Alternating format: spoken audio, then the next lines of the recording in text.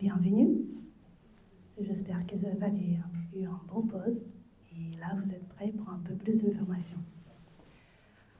Je suis Marina Vorobaeva, je représente Gladwell Academy Hyper Company.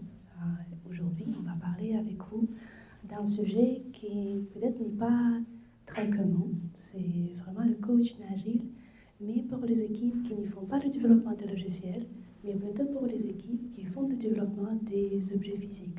Toute l'ingénierie, tout ce qui est en anglais, souvent on regroupe sous le mot de hardware. Je vais vous demander si vous m'entendez bien, parce qu'en fait, j'ai un peu perdu mon voix juste avant la conférence. C'est très bon, donc super qu'on va rester comme ça. Donc, au centre de Gladwell Academy et Hyper Academy, j'ai eu l'opportunité d'intervenir avec plusieurs entreprises qui développent les produits.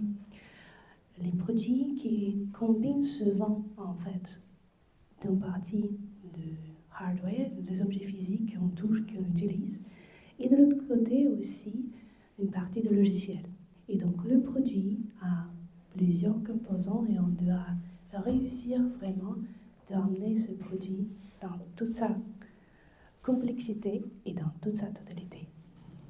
Mais avant tout ça, avant que je vais partager mon expérience avec vous, merci beaucoup à nos sponsors. Voilà, ça marche. Merci beaucoup à nos sponsors pour le moment qu'on a ensemble, pour le fait qu'on peut passer ce moment et partager les expériences. Donc, on y va. Quand on parle de l'agilité dans le hardware, on peut commencer avec une question qui est assez simple. Est-ce que c'est vraiment possible?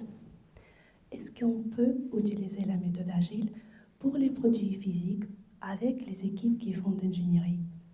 Et souvent, on entend non, c'est pas possible. L'agilité, c'est purement pour le jeu logiciel. Nous, on avons les cours de développement qui sont trop longs. On ne peut pas livrer quelque chose de manière itérative dans le monde de hard. C'est pas possible. Et donc, souvent, quand nous commençons de travailler avec ces équipes, avec ces entreprises, c'est ce discours qui, en fait, ouvre les portes à nous. Et donc, c'est à partir de ce discours qu'on va commencer de parler du fait que, oui, on peut faire de l'agilité et on va chercher les manières de comment le faire. Et donc, moi, je pense que les gens qui veulent vraiment changer le monde peuvent vraiment le changer. Ce qui se passe dans le monde de hardware, ce qui se passe avec ce type d'équipe, que souvent, les entreprises qui réussissent à le faire ne partagent pas son expérience parce qu'il n'y a pas d'intérêt. Ils sont les premiers sur le marché et ils arrivent à le faire. Aujourd'hui, on entend beaucoup sur le SpaceX, le Joe Justice et l'approche qui est une approche pour amener l'agilité dans le monde de hard, mais de l'autre côté, c'est une approche qui ne marchera pas forcément dans des entreprises qui sont beaucoup plus classiques, qui sont beaucoup plus hiérarchiques et qui existent déjà plus de 100 ans. C'est les entreprises qui ont été nées dans l'ère digitale. C'est notre approche de fonctionner et c'est beaucoup plus simple d'adapter les autres manières de travailler. Nous parlons plutôt des entreprises qui ont besoin de changer. Qui ont besoin de changer parce que la manière dont elles ont travaillé avant ne marche plus. Alors, c'est le moment de changement de paradigme. Et même si ça paraît un peu comme un slogan politique, je ne me présente pas aux prochaines présidentielles. Juste une petite remarque. C'est vraiment le changement parce que les marchés, ils ont changé. Nous sommes dans l'ère du logiciel, nous sommes dans l'ère du digital et souvent les produits deviennent plutôt guidés par le côté digital. Donc, même si on cherche d'amener un produit physique comme un robot ou un auto, je ne sais pas, un objet qu'on va envoyer dans l'espace, souvent on est guidé par le logiciel, par la vitesse d'innovation que le logiciel les a amené dans notre monde. Donc, nous devrons trouver un modèle qui va permettre aux équipes de hard d'accepter ce changement, d'accepter le changement de mode de travail, de vraiment trouver les pratiques qui vont aider à eux. Et donc, quand nous allons parler de l'agilité avec ce type d'équipe, les principes sont les mêmes. Et c'est vraiment la base. Par contre, Quand on va parler de pratique, et si on cherche les outils, ils sont différents. Il faut les adapter au contexte. Il ne faut pas les complètement changer, parce qu'il faut aussi chercher qu'est-ce que le but de ce qu'on va faire et mettre en place.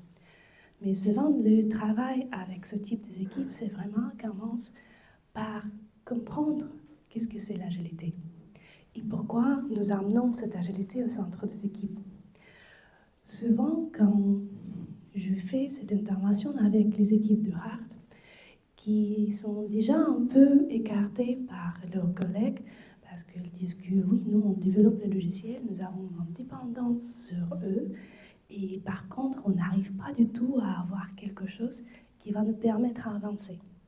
Et donc, souvent, l'intervention avec ce type d'équipe arrive déjà dans un moment où les équipes, elles ont déjà construit un mur. Un mur qui leur permet de jeter les phrases comme « ça ne va jamais marcher chez nous »,« nous avons des cycles de développement longs »,« nous avons des objets qui sont complètement différents, vous ne comprenez rien ». Et il y a un point. Donc en anglais, on aborde ces équipes en disant « les équipes de hardware ». Et quand on commence de parler de agilité avec les gens dans ce type d'équipe, il faut prendre en compte qu'en fait, la nature de leur travail elle est très différente. Et il y a plus de 100 ans qu'à partir de l'artisanat, quand tout le monde pourrait vraiment produire un objet, nous avons passé à cette spécialisation. Et donc, nous avons besoin de peut-être 40 différentes spécialisations pour vraiment faire sortir un produit. C'est compliqué. Si nous commençons à parler du fait qu'on va construire une équipe agile de 10 personnes et nous avons besoin de 40, on ne va pas aller très loin. Donc, avec les équipes, c'est très important vraiment de reconstruire ce lien et d'expliquer qu'est-ce que la fondation de les principes agiles, de l'agilité en soi, et comment ça impacte leur vie au quotidien. De l'autre côté, on va aussi aller chercher, réintroduire cette importance de travailler ensemble avec les autres fonctions et de réintroduire le point de vue du client. Qu'à la fin, le client ne va pas recevoir juste une partie de hardware. Ils ne vont pas recevoir le robot mécanique qui va bouger s'il n'y a pas de logiciel. Donc, on va revenir avec ce type d'équipe vraiment sur le base, qu'est-ce que l'agilité, pourquoi le client est important, comment on peut amener le client vraiment au centre de ce qu'on fait. Dans les entreprises de grande taille, où souvent nous avons la possibilité d'intervenir, le client est tellement loin des équipes de développement, tellement loin des équipes de la production, qu'en fait, ils n'ont aucune idée comment le produit va être utilisé. Ou, on va dire, très peu d'idées. Donc, la première partie ici, c'est vraiment de rétablir cet lien avec le client, vraiment construire une bonne base de l'agilité. Et ensuite, on va passer plutôt à choix d'un cadre. Quand on parle de choix d'un cadre, souvent, on passe dans cette manière de dire on va prendre un cadre qui est spécifié pour le hard. Pourquoi pas? Quelque chose qui était modifié vraiment pour les objets physiques. Ça va être parfait. Vous êtes d'accord?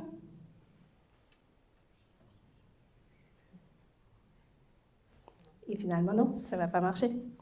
Ça ne va pas marcher parce que le produit n'est plus juste un produit hard. Et le produit, vraiment, dans ce cas, a plusieurs composants. Et ce qu'on cherche, on cherche d'amener la valeur au client plus rapidement. On veut être sur le marché beaucoup plus rapidement qu'on peut avec les méthodes classiques. Et nous avons besoin vraiment de trouver la solution où on peut faire parler les différentes équipes. Mais donc, dans ce cas, souvent, pour les entreprises qui ont ce type de produit, on cherche un certain mélange. Donc, il faut bien comprendre qu'est-ce qu'amène chaque cadre. Et souvent, c'est le cadre qui va nous permettre aussi de construire ce lien entre les différentes équipes, entre les différents porteurs de besoins. Par contre, c'est très intéressant de vraiment regarder les cadres qu'ils ont eus pour l'objectif, la construction de manière de travailler que pour les équipes de hardware. Parce que ça permet de comprendre les difficultés de ce domaine et les problématiques que les clients ont, en fait, pour commencer à leur accompagner dans cette direction. Donc, le choix d'un framework, s'il est guidé seulement par les équipes qui vont produire le parti physique du produit, va peut-être bloquer certaines solutions au niveau de la livraison de valeur de toute l'entreprise.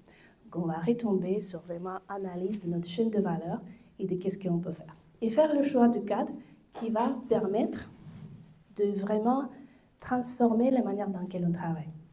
Pas adopter une méthode pour garder nos habitudes et pour garder comment nous allons travailler ensemble. On va vraiment chercher comment on peut changer toute la culture de la collaboration, toute la communication entre l'ensemble des participants. Et ensuite, on va chercher quand même l'adaptation ou la nature de travail.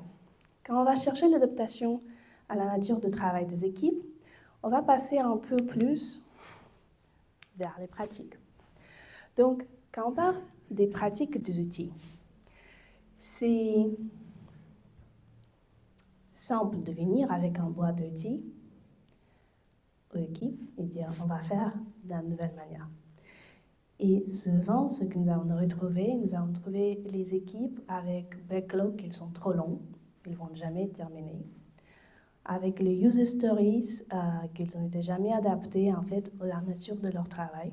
Et donc, ils n'arrivent pas à vraiment créer les connaissances validées, créer cette connaissance qu'ils auront besoin de voir pour terminer le produit, finalement. Et donc, le travail avec les ingénieurs est très intéressant parce que les ingénieurs, ils aiment résoudre les problèmes. Un seul problème qu'il y en a, que si on va leur donner un problème, on va leur donner un deadline, s'il n'y a pas de deadline, ils vont travailler sur ça jusqu'à qu'ils trouvent la résolution. Donc, on va travailler ensemble et on va leur donner le problème et vraiment l'objectif de qu'est-ce qu'on cherche de faire avec cette adaptation, de qu'est-ce qu'on cherche à faire avec l'ensemble des outils qu'on amène. Donc, donner le problème à vos ingénieurs et travailler avec eux pour trouver. Souvent, la révélation arrive dans les premières secondes. Dans l'autre côté, ça arrive dans 2 mois, dans 3 mois. Ça peut prendre du temps. Mais un des outils, ce n'est pas vraiment un outil. Ce que je vous propose, c'est vraiment de changer aussi comment on pose les questions. Souvent, on pose les questions de qu'est-ce qu'on peut livrer, qu'est-ce qu'on peut terminer. Et avec le hard, avec les ingénieurs, on peut adapter ça. On peut leur poser la question, qu'est-ce que vous allez apprendre? Comment vous allez réduire le risque à la fin de cette itération? Comment vous pouvez écarter certaines options dans cette itération? Ça nous permet, en fait, vraiment de trouver meilleures connaissances et de prendre les meilleures solutions au centre d'un produit. Donc, ce qu'on va chercher, c'est vraiment de changer la manière dans laquelle les équipes de Hard pensent. De tout au long de cette période de spécialisation, tout était découpé dans les tâches à terminer. Et la manière de penser dans ce type d'équipe, il est très séquentiel. Donnez-moi une tâche, donnez-moi une séquence, et je vais tout faire. Souvent, c'est contre ça qu'on travaille, vraiment pour reconstruire pourquoi on va faire ce travail, pourquoi cette tâche est nécessaire, et comment on peut le faire dans une manière qui est peut-être plus efficace. Chercher les outils ensemble. Il y a des outils qui existent pour passer, par exemple, du dessin sur le papier dans le dessin de 3D, qui en place de 3 semaines pour créer ce dessin, on peut le faire dans 3 jours parce qu'on a besoin seulement de corriger l'image. Donc ce type de résolution est assez simple et difficile à trouver avec les équipes parce qu'il faut quand même avoir aussi la connaissance des outils qui sont disponibles. Mais en engageant avec les équipes dans cette conversation à travers de qu'est-ce que vous allez apprendre, quels risques on doit réduire, quels concepts on doit confirmer, on peut arriver jusqu'au moment où nous allons commencer de travailler de manière plus itérative. Le deuxième point qui est assez important pour les équipes qui produisent le hardware, c'est la planification. Donc, nous sommes agiles, on ne planifie plus. c'est le plus courant. Et on ne peut pas, en fait, sortir un produit si on ne planifie pas. Dans le hard, il y a autant de dépendances qu'on ne peut pas ne pas avoir une planification. Mais la planification change sa nature. Donc, l'approche classique que les équipes ont, normalement, est liée à la manière de développer le produit dans l'entreprise. Les grandes entreprises, pendant des années, ont développé ces connaissances. Ils ont dessiné un processus de qu'est-ce qu'on va faire pour sortir un nouveau produit. Et ce processus a marché pendant des années.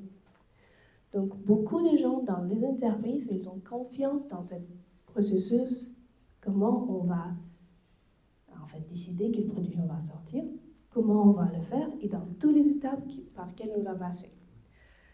Ce qu'on demande dans ce cas, pour nos équipes, c'est de penser d'une manière qui n'est pas séquentielle, mais vraiment de penser dans cette manière dans laquelle on peut construire la planification et cette macro-rétro-planning avec les milestones, les points clés, ils sont très importants pour nous, mais on demande aux équipes de commencer à penser comment on peut faire certaines étapes en parallèle pour qu'on puisse arriver à réduire le temps.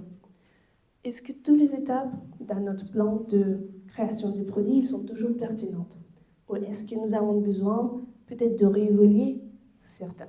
Parce que chaque fois que nous avons mis les étapes, c'était pour les bonnes raisons, mais pour les mauvaises raisons aussi. Et donc, on va chercher d'expliquer aux gens ce que c'est le dernier moment décisif, the last responsible moment. Moi, j'aime bien ce concept de last responsible moment qui a été introduit par Catherine Radeka dans Rapid Learning Cycles, qui nous permet en fait de construire nos planifications à partir d'une question assez simple. Quand on doit prendre la décision pour assurer qu'on peut toujours arriver à notre objectif? Qu'est-ce qui est notre dernier moment décisif? Si on n'a pas, par exemple, le design des outils pour l'industrialisation, dans 2 mois, on ne va jamais y arriver. Qu'est-ce que nous allons faire? Et donc, on va partir ici de l'idée d'abord. Nous avons le produit qu'on va sortir en telle date. Ensuite, on va amener les équipes dans cette réflexion où on va prendre ces décisions d'identification des dates les plus importantes pour nous. Et ensuite, on peut en fait dire, est-ce que nous avons tous les concepts? Est-ce que nous avons toutes les connaissances? Est-ce qu'on peut prendre ces décisions déjà aujourd'hui? Est-ce que nous devons apprendre quelque chose? Est-ce qu'on sait si le matériel que nous avons choisi est bien pour cette pièce? Est-ce que nous devrons tester encore 10 différents fournisseurs pour assurer qu'on peut sortir la pièce dans la qualité dans laquelle on cherche? Donc, ces réflexions, on va les appeler les learning gaps.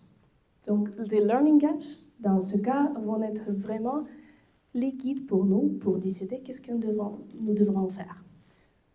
Et comment on peut arriver à date que l'on veut avec les connaissances que nous nécessitons. Donc, ça, c'est quelques points que nous utilisons pour le macro-rétro-planning, pour arriver à sortir un produit, pour arriver à avoir le produit qu'on veut, cette idée, cette hypothèse, en vraie vie, juste dans le temps plus court. Donc, de l'autre côté, on va avoir la planification des itérations, comme nous allons faire avec les équipes.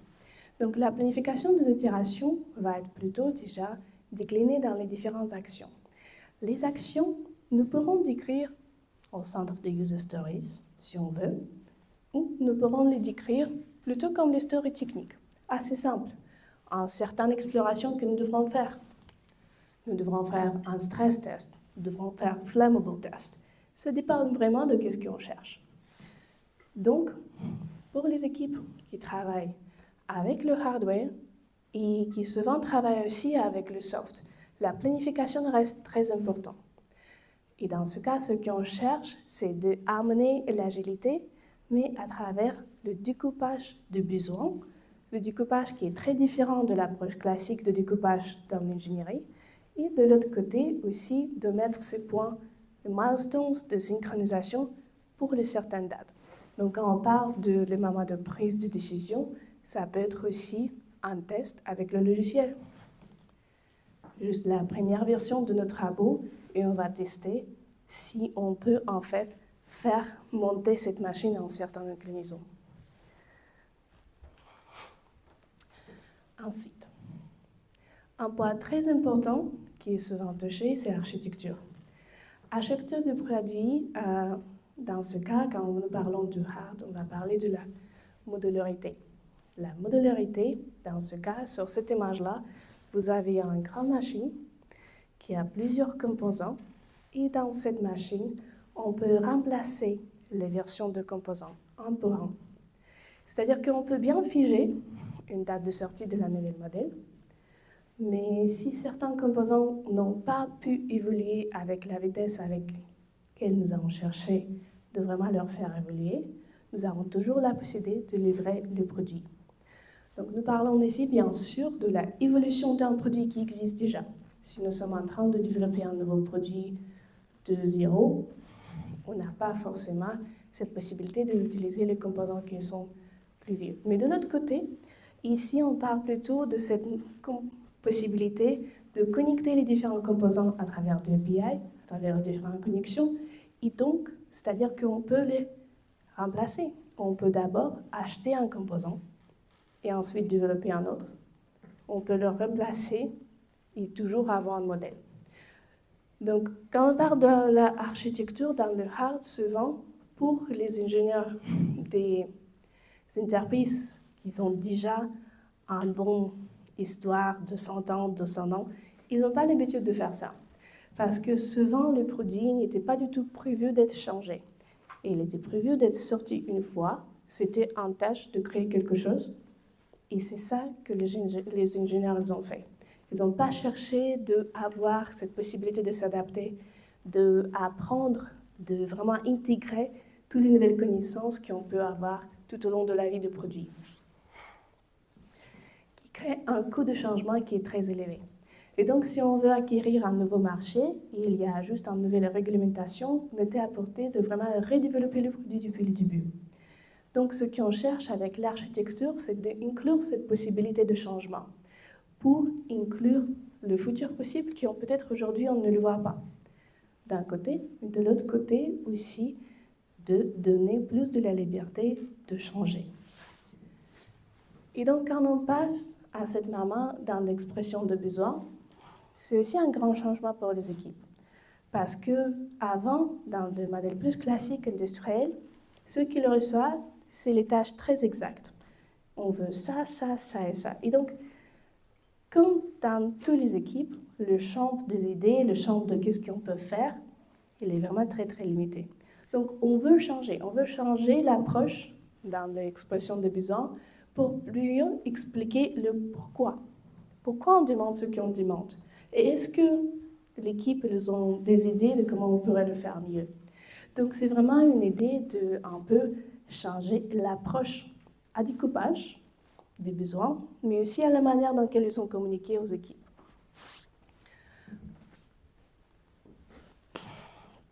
Les objets physiques, ils sont toujours dans notre. Donc, ce qu'on va chercher de faire avec nos équipes, c'est aussi de créer les produits, parce que la meilleure manière de créer un produit, c'est vraiment d'essayer de le faire. Ici, je pourrais vous donner tous les exemples d'impression 3D, des digital twins. Il y a plusieurs manières dans lesquelles on peut le faire. On peut faire la première version du produit à partir du carton. On peut faire une première version du produit en impression 3D.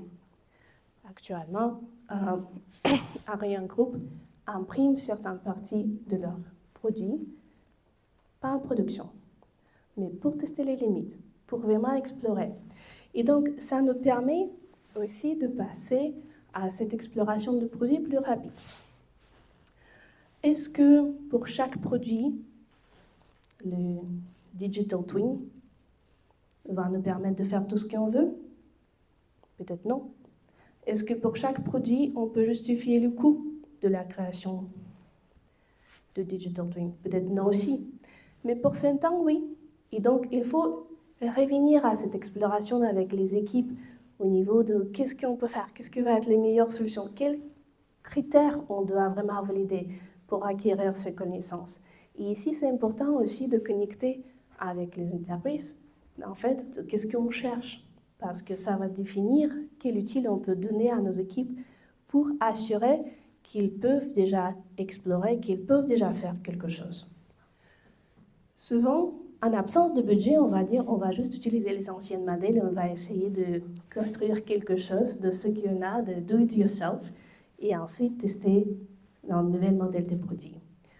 Dans l'autre domaine, on peut se permettre beaucoup plus. Donc,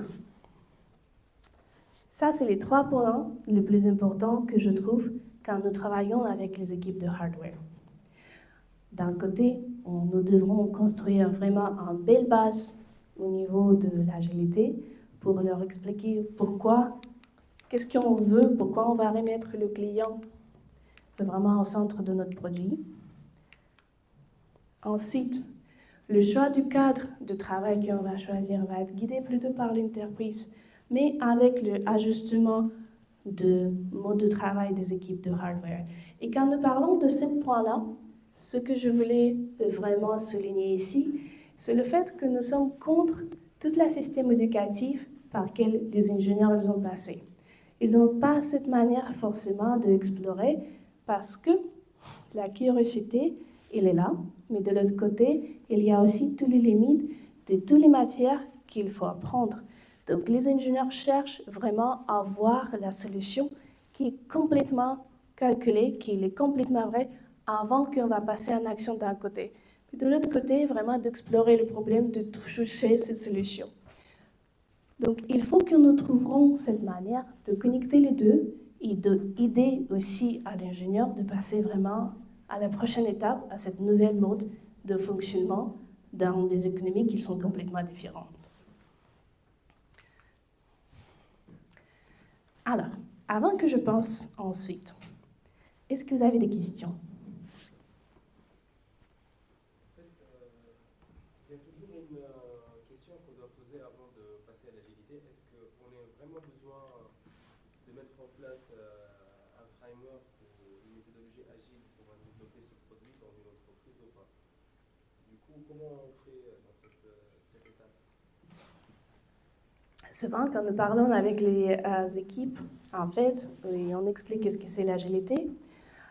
Ceux qui ont été dans les entreprises pendant 20 ans, 30 ans, ils disent, mais en fait, ça, c'était la manière dans laquelle on travaillait avant. Donc, dans ce cas, bien sûr, on peut le faire de la manière locale au niveau de l'équipe. Le cadre nous aide plutôt quand on va passer à l'échelle et quand nous parlons vraiment du produit, qu'ils ont beaucoup d'équipes qui doivent travailler ensemble avec eux, qui souvent, elles sont localisées dans tous les différents pays aussi. Donc, le cadre en soi nous permet vraiment de débloquer les lignes de la communication d'un côté. Nous avons aussi les clients qui ont choisi de juste créer l'agilité dans sa propre marque. Donc, ils ont pris les différents éléments de différents cadres pour le mettre ensemble. D'un côté, c'est créer vraiment cette culture de la curiosité, de gens qui vont aller chercher. Mais de l'autre côté, le changement prend le temps. Et quand les gens ne peuvent pas aller et vraiment aller chercher l'information quelque part ailleurs, ils sont bloqués. Donc, pour répondre à cette question, on n'a pas vraiment besoin d'avoir un cadre d'un côté, mais de l'autre côté, ça aide.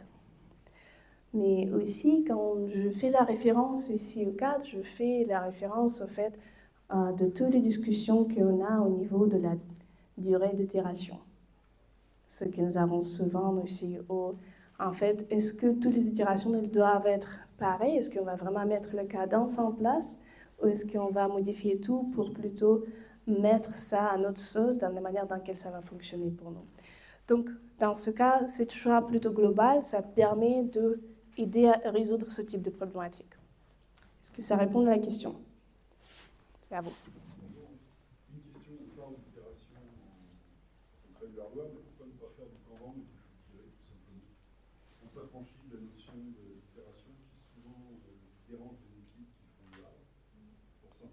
passer à un mode autre. On a toujours des user stories, on a toujours un mode de description du besoin, beaucoup plus juste, et on tire du flux. C'est une très bonne question, et on pourrait.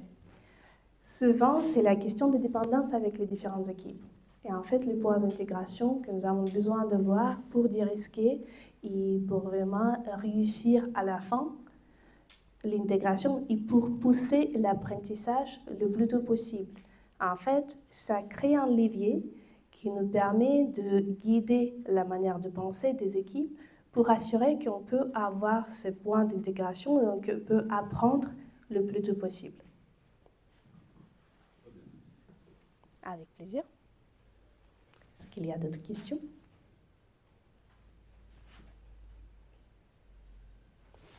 Ok.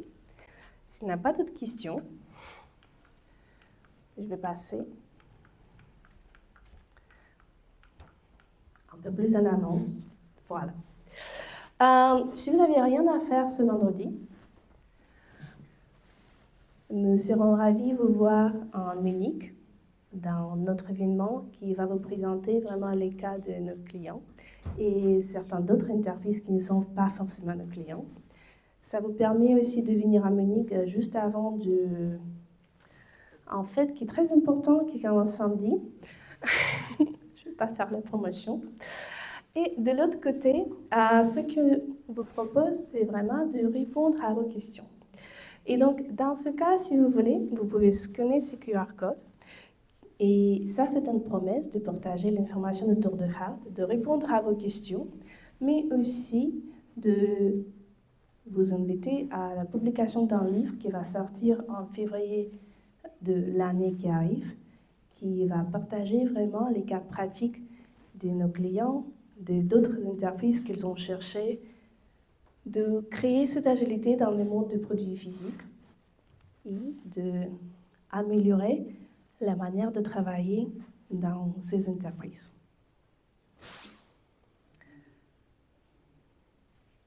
Justement, est-ce que vous avez des exemples concrets des entreprises qui développent leur hardware en agile?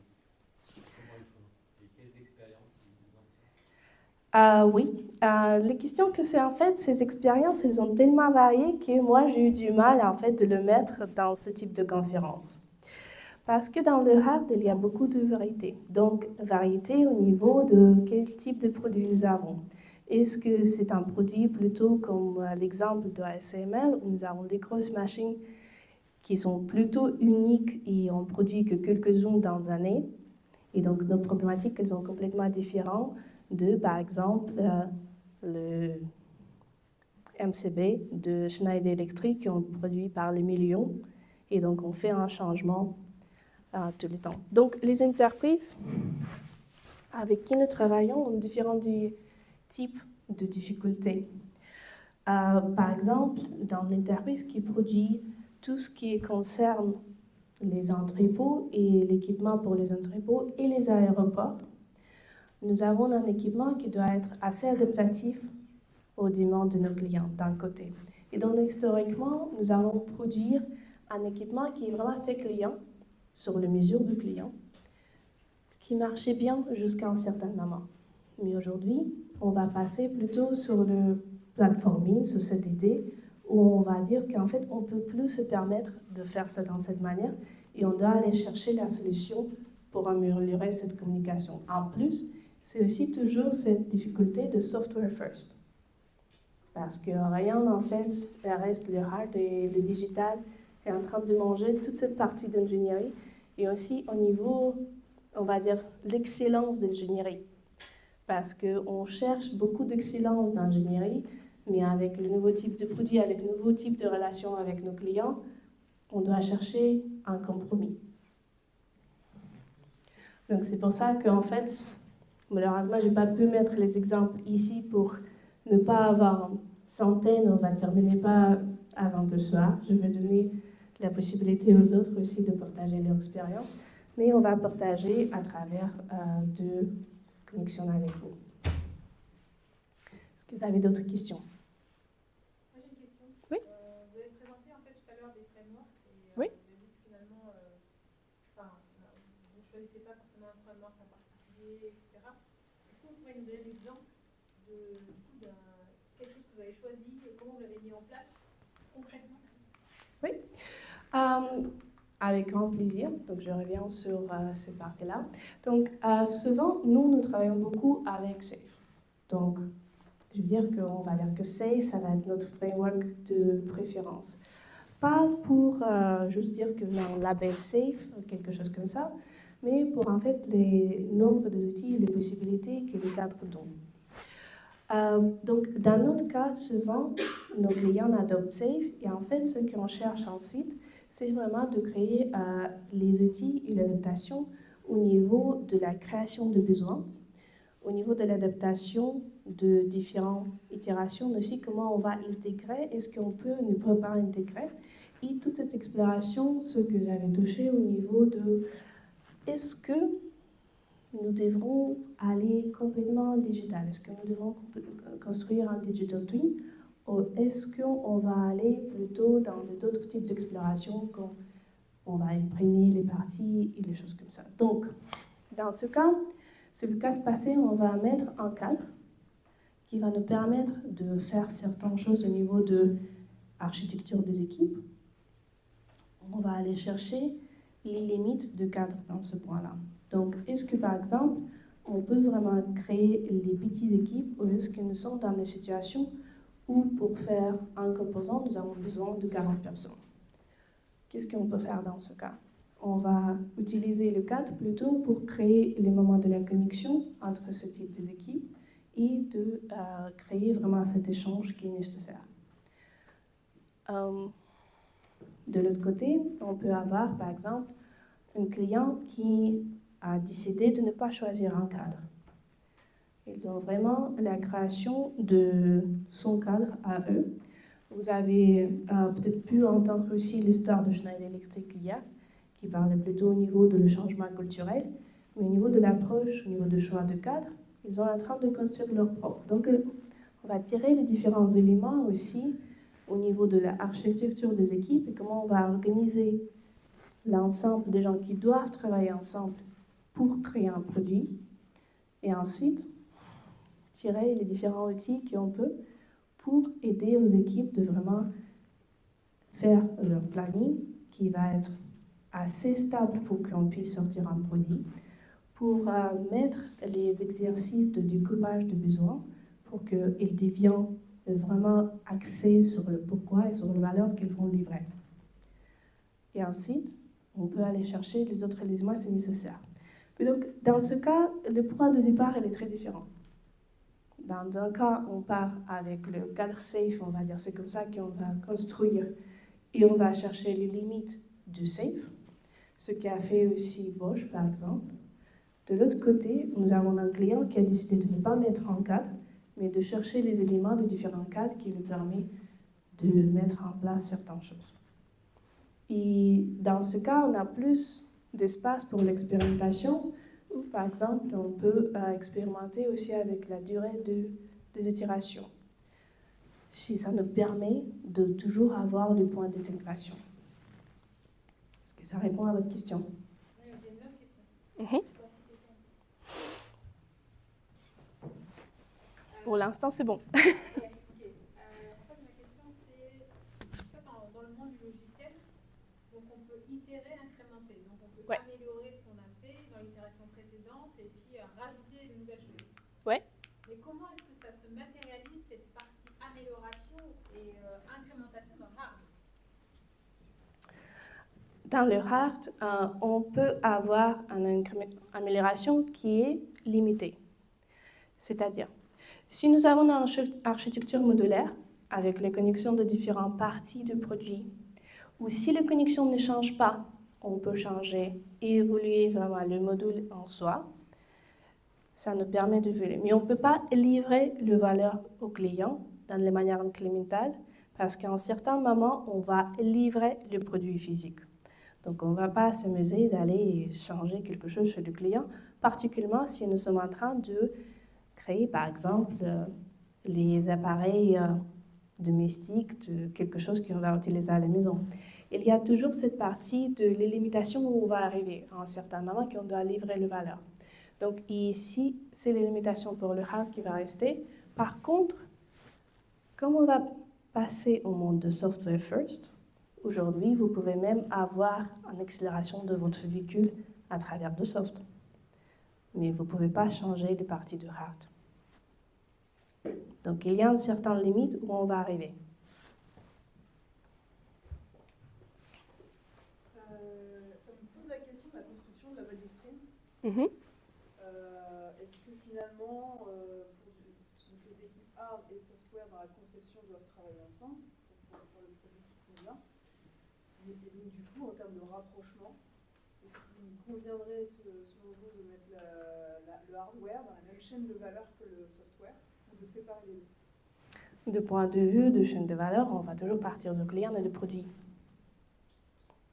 Et donc, normalement, la première réponse va être bien sûr, ça va être bien de les mettre ensemble dans la même chaîne de valeur. Les exceptions qu'on peut avoir, c'est par exemple les produits qui sont assez complexes, qu'ils ont beaucoup de différents modules, mais qu'ils ont réutilisés dans plusieurs différents produits d'entreprise. Dans ce cas, on peut avoir vraiment le value stream plutôt par cette partie et ensuite on peut construire les différents produits. Mais ça pose le problème, comme toujours, de cette communication, d'intégration, on peut avoir plus de risques, donc on doit penser de cette partie-là.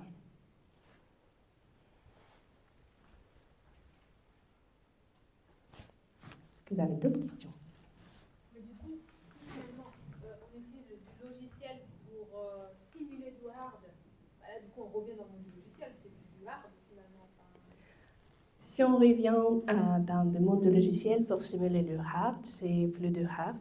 D'un côté, oui, mais de l'autre côté, c'est une manière dans laquelle on peut réduire le coût de la construction de hard. Parce que, en fait, dans ce cas, ce que ça nous permet de voir, c'est d'étirer dans le digital, d'étirer avant qu'on va passer en production qui est coûteuse et la production qui prend du temps. Donc ça, c'est plutôt des outils qu'on peut amener à nos équipes pour arriver à vraiment sortir leurs produits. Et du coup, voilà, dans les cas où on peut faire comme ça, c'est génial parce qu'on peut simuler, pouvoir faire du coup comme ce qu'on disait. Ça fait plus de 20 ans qu'on essaie de passer à une simulation, mais en fait, les simulations, elles sont juste évoluées aujourd'hui en point où, en fait, le Formule 1, ils vont simuler complètement leur voiture et tous les paramètres avant de vraiment construire et faire le changement dans leur véhicule. Je pense qu'il n'y a plus de temps, donc je vous invite de rester connectés si vous avez des questions, faire partie de cette partage d'informations et aussi le livre qui va sortir en février de l'année prochaine. Et donc, voilà. Merci beaucoup.